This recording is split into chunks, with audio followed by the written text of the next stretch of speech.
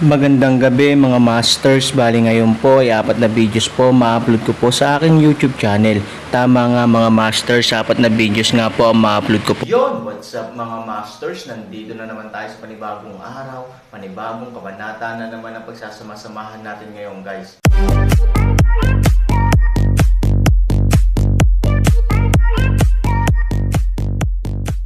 Bali mga masters, kung bago ka pa lang po sa aking YouTube channel, please click the subscribe button, lalong-lalo na po yung notification bell guys, para maging connected pa rin tayo sa isa't isa at maging updated kayo sa mga susunod ko pang video.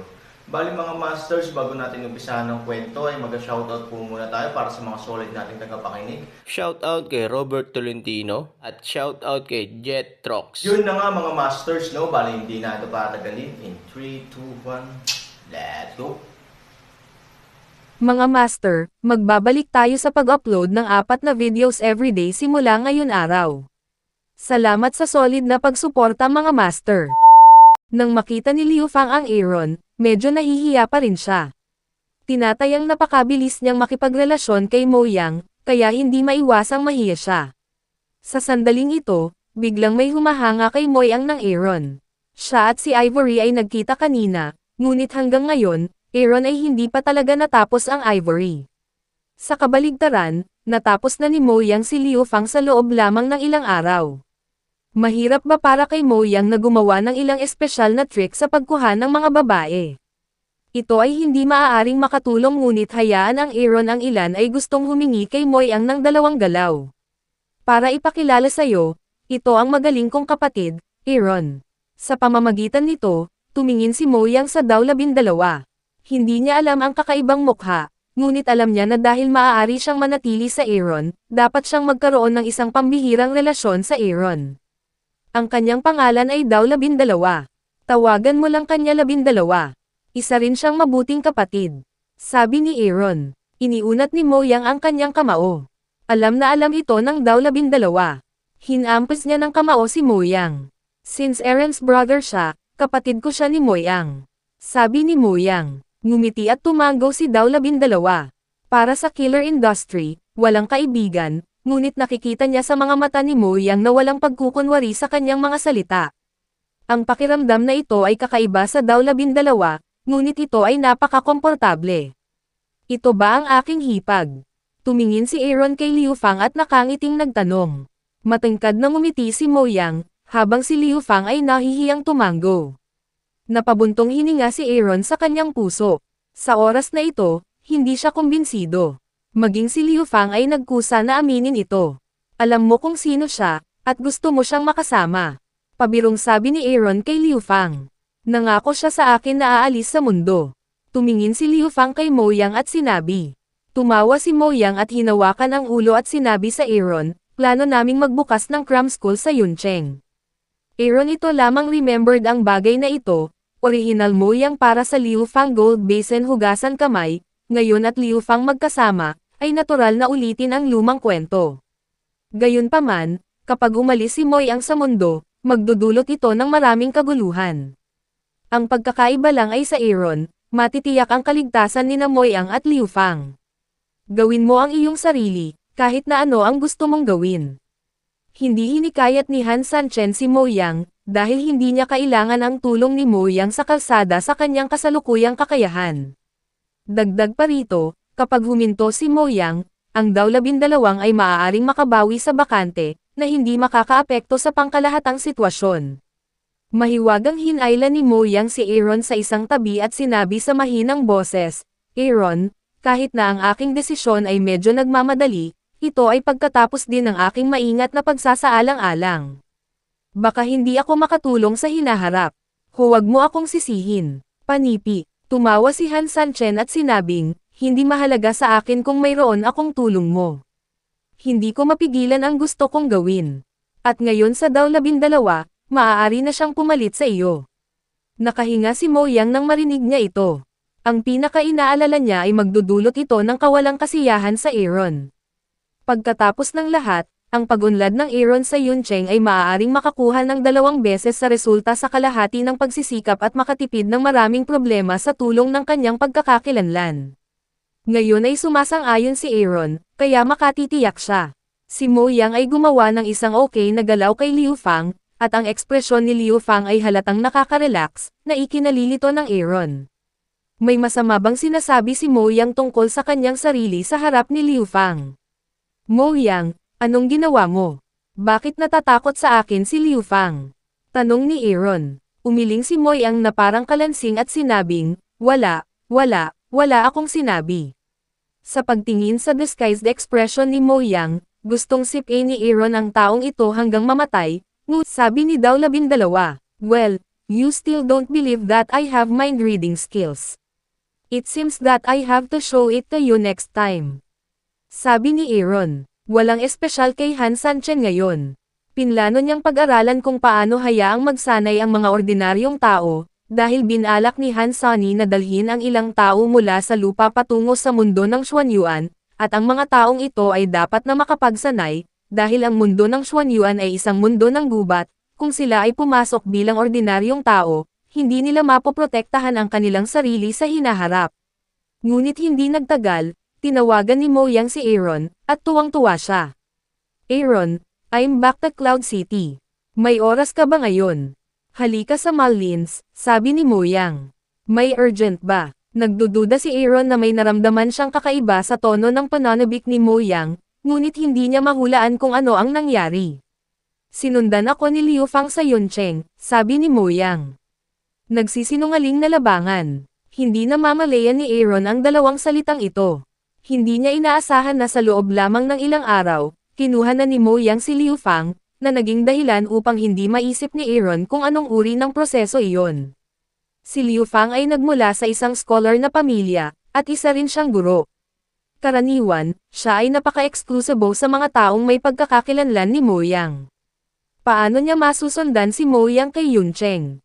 Itinatago ba ni Mo Yang ang kanyang pagkakakilanlan? Kung gayon, iisipin ni Aaron na bobo si Mo Yang, dahil maaari siyang mandayan ng ilang sandali, ngunit hindi siya maaaring manloko habang buhay. Kapag nalaman ni Liu Fang ang katotohanan, malamang na tumalikod siya sa kanya. Sa opinyon ni Aaron, ang pinakamahusay na paraan sa pagitan nila ay ang magtapat. Kapag ipinagtapat lang ni Mo Yang ang kanyang pagkakakilanlan at tinanggap ito ni Liu Fang, maaari ba talaga silang magkasama? Liu Fang, kilala mo ba kung sino ka? Tanong ni Aaron. Oo, nasabi ko na sa kanya ang lahat ng sinabi ni Mo Yang. Ang sagot na ito ay lubos na ikinagulat ng Aaron. Ibig bang sabihin sa puso ni Liu Fang, mayroon pa ring hindi mapakali na pusong nakatago, kaya maaari niyang tanggapin ang pagkakakilanlan ni Mo Yang. Itinatago ng mukha ng isang mabuting babae ang puso ng isang batang babae nang hindi namamalayan ni Han Sanchen, ngunit hindi ito maaaring mangyari kay Liu Fang, at siya ay napahamak to be a little sister. Okay, mauna na ako. Aaron hindi nahulaan ang sarili niya at bibisitahin si Malins nang malapit na siyang umalis, tumingin si Aaron sa Dao 12. Bago ang kanyang muling pagsilang, sila rin ni Mo Yang, napakahusay na mga kapatid na pinangalagaan nila ang Cloud City, at patuloy na pinalawak ang kanilang kapangyarihan sa labas ng lungsod ng Dao 12, sumama ka sa akin at ipakilala ang isang kaibigan sa iyo. Hindi tumanggi ang Dao 12. Ngayon ang kanyang buong buhay ay errands. Natural, hindi siya tatanggi sa anumang arrangement mula sa Aaron. Pagdating nila sa Mulansi, nakita ni Aaron si Liu Fang na nakasuot ng puting damit, na wala sa lugar sa kapaligiran ni Mulansi, dahil hindi siya mukhang isang taong marunong maglaro, sa isang nightclub. Sinabi sa kanya ng matalas na intuition ni Aaron na ang mga taong ito ay hindi magandang bagay, kaya naglakad siya patungo sa kanila. Nang makalapit na ako, ilang araw akong nakinig sa usapan kung paano laruin ngayon. Ang aking mga salita ay vulgar at marumi. Ang isa sa kanila, may hawak na larawan sa kanyang kamay, patuloy na nakatingin dito, at patuloy na nakatingin sa gate ng paaralan. Parang nang-aagaw ng tao. Anong ginagawa mo, munting lalaki? Nang matagpuan ng isa sa kanila na malapit na ang Aaron, ibinuka niya ang kanyang mga ngipin at tinanong si Aaron, lalo na inilantad ang tato sa kanyang braso. Parang gusto niyang takutin si Aaron. Sino ang kikidnapin mo? Diretsyong tanong ni Aaron. Nagbago ang mukha ng ilang tao nang marinig nila ito. Inilagay ito ng lalaking may larawan sa unang pagkakataon. Anak, alam mo ba kung ano ang katapusan ng pakikialam? Anak, hindi ba sinabi ng nanay mo na huwag kang manggugulo? Umalis ka na dito, baka hindi ka makilala ng nanay mo. Galit na sinabi ng ilang tao kay Aaron. Ang mga salitang ito ay ginagamit upang takutin ang mga ordinaryong tao.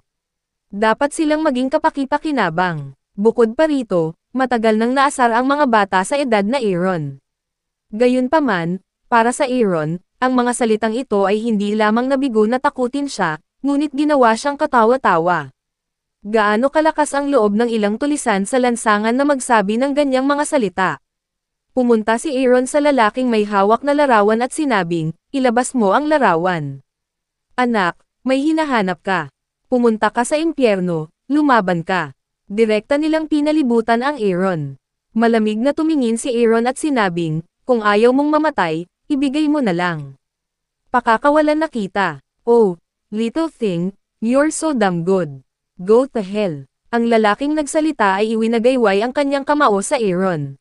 Si Aaron ay sumipa ng mabilis na kulog, at ang lalaki ay direktang lumipad palabas. Ang natitirang ilang mga tao ay nakikita ang eksenang ito, direktang nakatayo sa lugar, hanggal. Iabot ang larawan. Nagpatuloy si Han. Namutla sa takot ang lalaking kumuha ng litrato. Dati, hindi niya pinapansin ang Aaron, pero natakot siya nang mapanood niya ang trahedya ng kanyang kasama. Anak, sino ka? May nanginginig na tanong. Inilahad ni Han Sanchen ang kanyang kamay, hinawakan sa lalamunan ang taong may hawak ng larawan at sinabing, gusto mo bang subukan kung ano ang pakiramdam ng may bali sa leeg? Umiling ang lalaki at tuluyang iniabot ang litrato. Nang makita ni Aaron na ang nasa larawan ay si Ivory, nabaliw siya sa pagpatay sa kanya. Ang dahilan kung bakit siya napunta sa gulo ng mga taong ito ay naramdaman niya na ang bagay na ito ay maaaring may kinalaman kay Ivory. Mas mabuti ang ugali niyang pumatay ng maling tao kaysa palayain sila, kaya napalingon siya ng malinaw. Sa hindi inaasahan, talagang dumating ang mga taong ito para kidnapin si Ivory. Sa opinyon ni Aaron, dapat mamatay ang sinumang nagbabanta kay Ivory.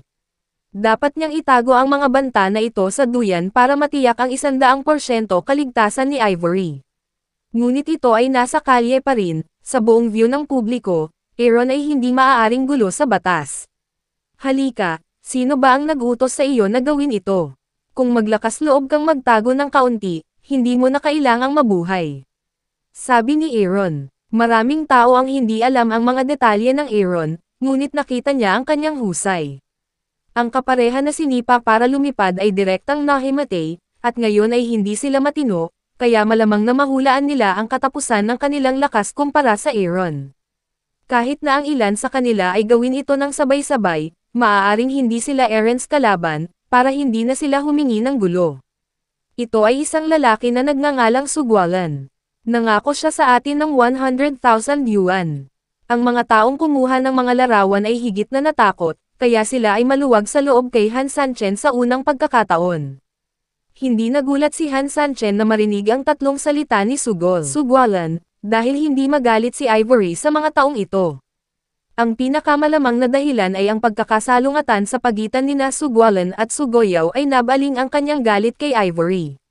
Ngunit itong si Sugwalan ay talagang hindi bagay, kahit sa kanyang pamangkin. Umalis ka na, huwag mo na akong makitang muli. Kung hindi, hindi na ako magiging maswerte sa susunod. Ang Aaron ay mahigpit na sinaway ang isang paraan. Maraming tao ang nagmamadaling nagtakbuhan. Tungkol naman sa lalaking nahimatay, walang nag-asikaso na dalhin siya sa kanya. Inilabas ni Aaron ang telepono at dinayal ang numero ni Sugoyaw. Si Sugoyaw ay sobrang abala ngayon na halos lahat ay ginagawa niya ng mag-isa. Natatakot siyang magkaroon ng ilang pagkakamali, na haantong sa isang malubak na daan upang siya ay lumiko. Ngunit gaano man siya kabala, ang mga tawag sa telepono ng ibang tao ay hindi masasagot, ngunit ang tawag sa telepono ni Aaron, hinding-hindi makaligtaan si Sugoyaw. Sa sandali ng tunog, nakita niya ang 3,000 salita ni Han, at ibinaba ni Sugoyaw ang kanyang ginagawa at kinuha ang telepono. Aaron, anong maipaglilingkod ko sa'yo? Sabi ni Sugoyaw. Nakahanap si Sugwalan ng grupo ng mga tao para dukutin si Ivory.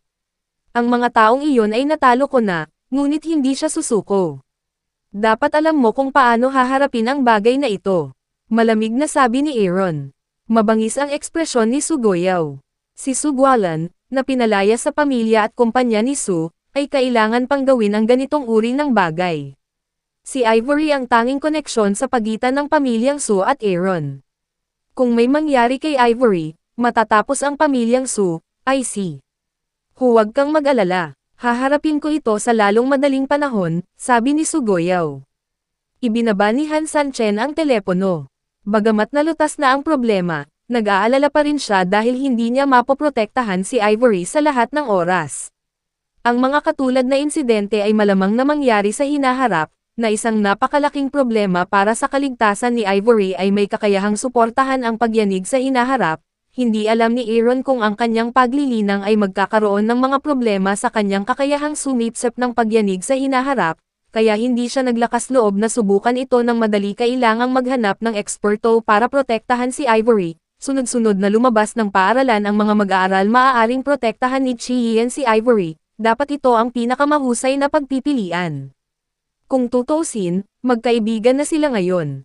Halos buong araw silang magkasama, at hindi dapat maging malaking problema para sa kanila ang mamuhay ng magkasama.